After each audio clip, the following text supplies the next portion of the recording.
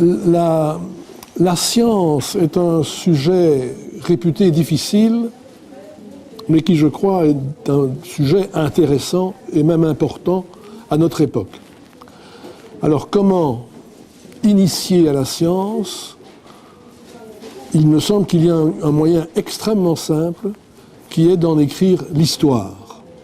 En effet, quand on examine la science historiquement, on commence forcément par le commencement, et le commencement est un ensemble de notions extrêmement faciles. Il est presque impossible pour le grand public de lire d'emblée un livre de physique ou d'astronomie ou de chimie d'aujourd'hui. Par contre, il n'y a aucune difficulté à lire ce que les Grecs, ce que les Romains, ce que le Moyen-Âge savaient en matière de physique, de chimie ou de biologie. J'ai donc entrepris d'écrire la science historiquement, et pour le faire, il y avait deux possibilités. Ou bien j'envisageais les diverses époques les unes après les autres, étudier l'histoire de la science dans l'Antiquité, puis du Moyen-Âge, puis dans les temps modernes, ou au contraire, et c'est l'option que j'ai finalement choisie, il était possible d'examiner les différentes disciplines scientifiques les unes après les autres, mais chaque fois historiquement.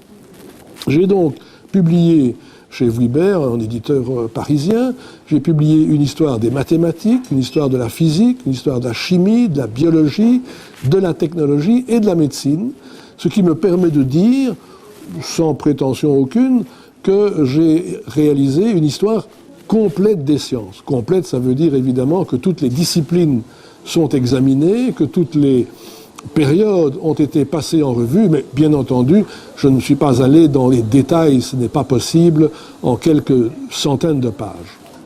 L'intérêt, me semble-t-il, de cette démarche, c'est de comprendre comment la science s'est formée, comment elle s'est constituée, quels ont été ses grands moments, et en quoi, surtout, c'est une question, je crois, qui intéresse beaucoup la pensée contemporaine, en quoi la science se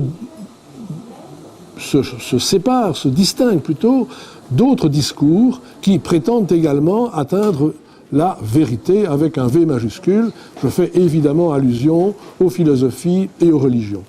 Alors ma conclusion est très simple, c'est que la science progresse de façon constante, elle amène des connaissances nouvelles, alors qu'au contraire, la philosophie est un cas un peu spécial, mais en tout cas les religions partent d'un dogme et se tiennent tout au long de leur histoire à ce dogme. Il y a donc une différence fondamentale entre, d'une part, la construction petit à petit d'une vérité en évolution constante, et d'autre part, différents discours qui prétendent avoir une vérité définitive.